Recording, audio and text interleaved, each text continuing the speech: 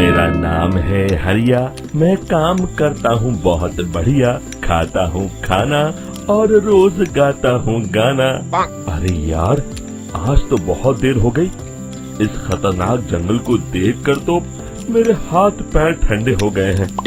अगर मैं वक्त पर गांव नहीं पहुंचा तो मालिक बहुत नाराज हो जाएंगे। तभी हरिया को एक आवाज सुनाई देती है। सुनिए हरु जी। अरे, ये आवाज किसने दी? तभी हरिया को सामने कुछ दूर एक औरत खड़ी दिखाई देती है। अरे भाई, ये औरत अकेली इतनी रात को इस जंगल में क्या कर रही है? चलकर पूछना पड़ेगा। फिर हरिया अपनी बैलगाड़ी उस औरत के सामने लाकर रोक देता है और उससे पूछता है। अरे सुनिए, आप इतनी रात को इस खतरनाक जंगल में अकेली क्या कर रही हैं? तभी वो औरत मीठी आवाज में कहती है। अरे हरु जी, आप आ गए। मैं कब से आपका इंतजार कर रही थी। वैसे तो यहाँ से काफी लोग गुजर चुके हैं, लेकिन मैं खास आपका इंतजार कर रही थी। अच्छा, तुम सच कह रही हो? मुझे तो यकीन नहीं हो रहा है। वो क्या है ना, आज तक किसी ने मुझसे इतने प्यार से बात नहीं की। हाँ हाँ हरु जी, मैं सच कह रही हूँ। अब देर मत करिए और जल्दी से मुझे मेरे घर तक छोड़ दीजिए। हाँ हाँ, कौन सी बड़ी बात है, अभी छोड़ देता हूँ। आप मेरे पीछे बैलगाड़ी में बैठ जाइए और मुझे रास्ता बताते चलिए। फिर वो औरत हरिया की बैलगाड़ी में बैठ जाती है और हरिया बैलगाड़ी हाँकता हुआ आगे चल पड़ता है। फिर उस औरत के बताए हुए रास्ते पर चलते चलते हरिया बैलगाड़ी लेकर एक काली गुफा के आगे आकर रुक जाता है। हरिया उस औरत से पूछता है। हाँ देवी जी, आपका घर कहाँ है? यहाँ तो एक गुफा के अलावा और कुछ नहीं है। तभी अचानक वो औरत हवा में उड़ने लगती है। देखते ही देखते उसका सुंदर रूप एक डरावनी चुड़ैल में बदल जाता है और वो जोर जोर से हंसती है। अरे तू तो एक नंबर का बेवकूफ निकला। तू तो बड़ी आसानी से मेरी बातों में आ गया। अरे मर गया रे, ये तो एक चुड़ैल है। हे भगवान बचा ले, ये तो बड़ी डरावनी दिखाई दे रही है।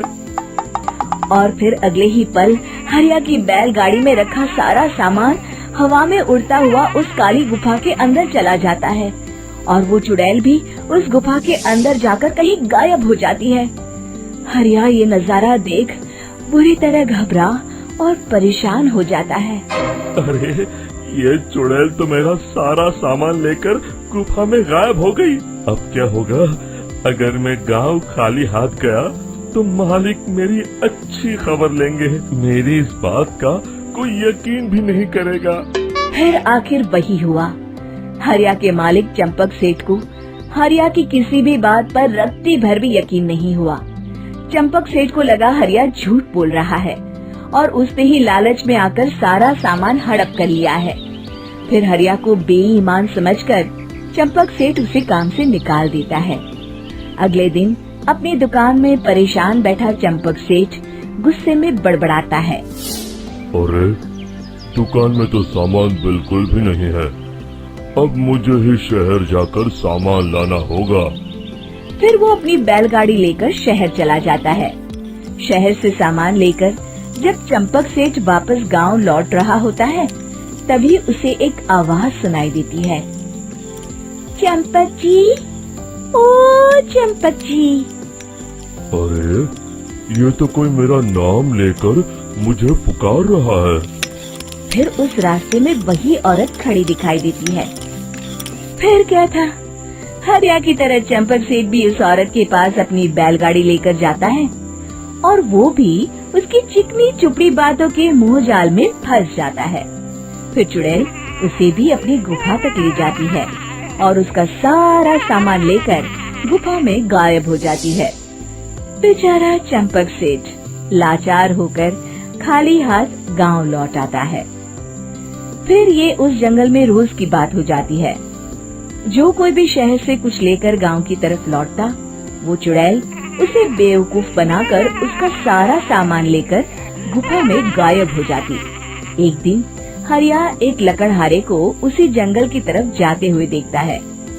फिर हरिया उसे रोकते हुए कहता है, अरे भाई, क्यों अपनी मौत को दावत दे रहे हो? मेरी बात मानो, आगे जंगल में मत जाओ, वहाँ एक बड़ी भयानक चुड़ैल रहती है।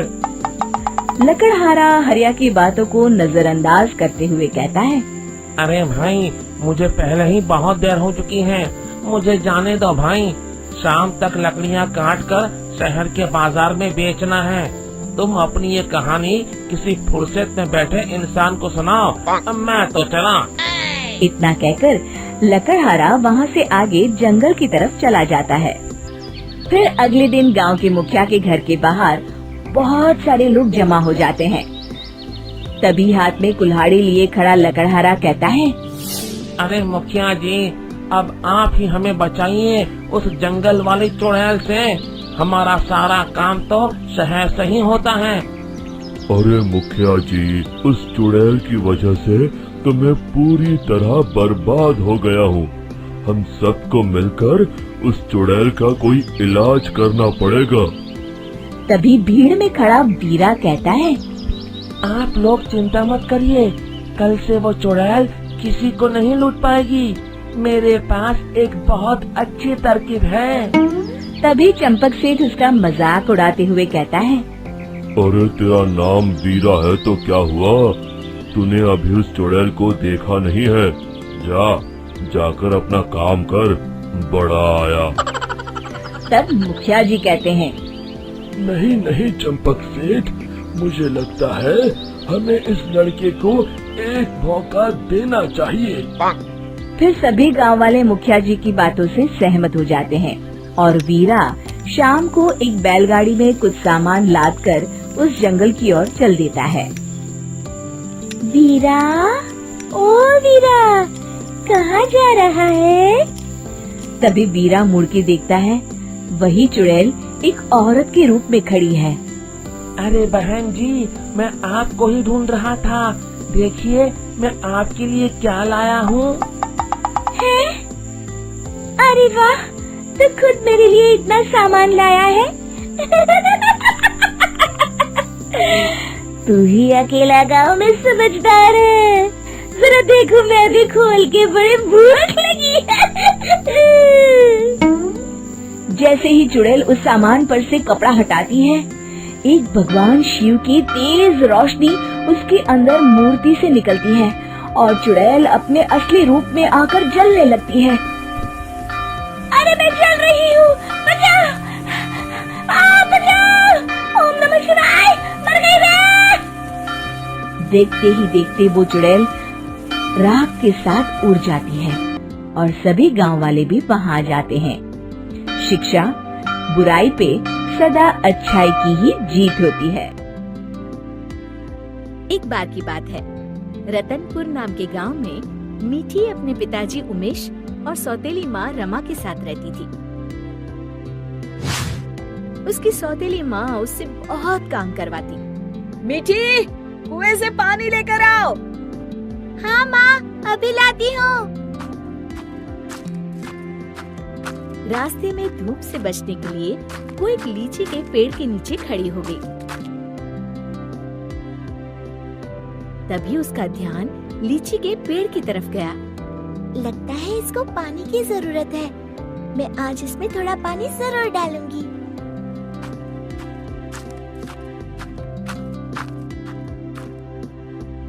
लौटते समय मीठी अपने घड़े से थोड़ा पानी लीची के पेड़ में डाल देती है। अब ये उसका रोज का नियम हो गया। जाते समय थोड़ी देर रुकती और आते समय थोड़ा पानी उसमें डाल देती। उसी पेड़ में एक चुड़ैल रहती थी।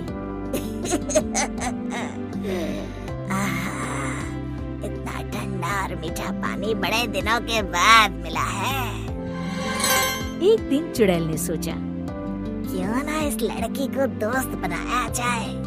बहुत दिनों से मैंने कोई इंसान नहीं खाया। और वो मीठी की हम उम्र लड़की का रूप बनाकर कुएं पर बैठ गई। क्या नाम है तुम्हारा? मीठी। और तुम्हारा? अम्बी। अम्बी? अम्बी तो खट्टी होती है। तुम मीठी और मैं खट्टी, मतलब मीठी खट्टी। नहीं, मीठी खट्टी नहीं, मीठी अम्बी। दोनों खिलखिलाकर हंसने लगती है। अरे, मुझे तो तुमसे बातें करके बड़ी देर हो गई। और जल्दी से घड़ा लेकर घर के लिए चल दी। थोड़ा सा पानी उसने लीची के पेड़ में भी डाल दिया। चुड़ैल बहुत दिनों से अकेली रह रही थी। उसे मीठी का साथ अच्छा लगा। वैसे मीठी अच्छी लड़की है, क्यों ना इसे अपनी दोस्त बना लूं। ऐसे ही रोज मीठी और अम्बी कुएं पर मिलती और ढेर सारी बातें करती, खूब हंसती खिलखिलाती। एक दिन, आज तो बड़ी देर हो गई, मीठी पानी लेने नहीं आई, क्यों ना उसके घर जाकर देखूं। ये सोचकर चुड़ैल मीठी के घर पहुंच गई। वहाँ उसने देखा, मीठी, अभी तक तुमने बर्तन नहीं धोए और पानी भी नहीं लाई। बस माँ, खाना खाकर अभी बर्तन धोती हूँ। कब से खा रही हो? जल्दी उठो, बहुत काम है। खाना खाकर मीठी बर्तन धोने लगी। आज मैंने लीची के पेड़ में पानी भी नहीं डाला और न ही अपनी दोस्त से मिल पाई। तभी चुड़ैल ने जादू से पूरे बर्तन 1 मिनट में धो डाले। मीठी आश्चर्य से यहाँ वहाँ देख रही थी कि चुड़ैल उसके शरीर में प्रवेश कर गई और वापस आकर सोफे पर लेट गई। अच्छा, तो राजकुमारी आराम फरमा रही है। बर्तन कौन धोएगा? धुल गए। रमा को मीठी की आवाज भारी सी लगी। अच्छा, जादू से धोए हैं क्या? हाँ। अब झाड़ू कौन लगाएगा? कपड़े कौन धोएगा? तुम। और कौन? अच्छा, तो मुझे जवाब देती है। ये कहते हुए रमा ने मीठी का हाथ पकड़कर झकझोर दिया। पर मीठी रोज की तरह रोई नहीं, तो रमा को और तेज गुस्सा आ गया। मारने के लिए आगे बढ़ी ही थी कि मीठी ने उसका हाथ पकड़कर गोल घुमाकर छोड़ दिया। रमा तेजी से गोल गोल घूमने लगी। कुछ देर तक घूमने के बाद रमा ने एक बार फिर हाथ उठाने की कोशिश की। इस बार एक धक्के में रमा घर के चारों कोनों में टकराई और फिर एक कोने में जाकर गिर पड़ी। अब जाकर कपड़े धो। जाती हूँ। वो आराम से सोफे पर लेटकर टीवी देखने लगती है। थोड़ी देर बाद रमा कपड़े धोकर कमरे में आई। जाओ, जाकर झाड़ू पोछा करो। रमा कुछ बोलने ही वाली थी कि मीठी की लाल लाल आंखें देखकर डर गई। लगाती हूँ, अभी झाड़ू लगाती हूँ। इतने में मीठी के पिताजी आते हैं। उन्होंने पहले कभी रमा को काम करते हुए नहीं देखा था। रमा, तुम काम क्यों कर रही हो? मीठी कहाँ है? रमा जोर जोर से रोने लगी और उंगली से इशारा किया जहाँ मीठी आराम से लेटी हुई थी। मीठी, मैं क्या देख रहा हूँ? मीठी के पिताजी उसका हाथ पकड़कर उसे उठाते हैं, पर मीठी को देखकर बुरी तरह डर जाते हैं और पीछे हट जाते हैं। ये देखकर मीठी के शरीर में घुसी चुड़ैल जोर जोर से हंसती है।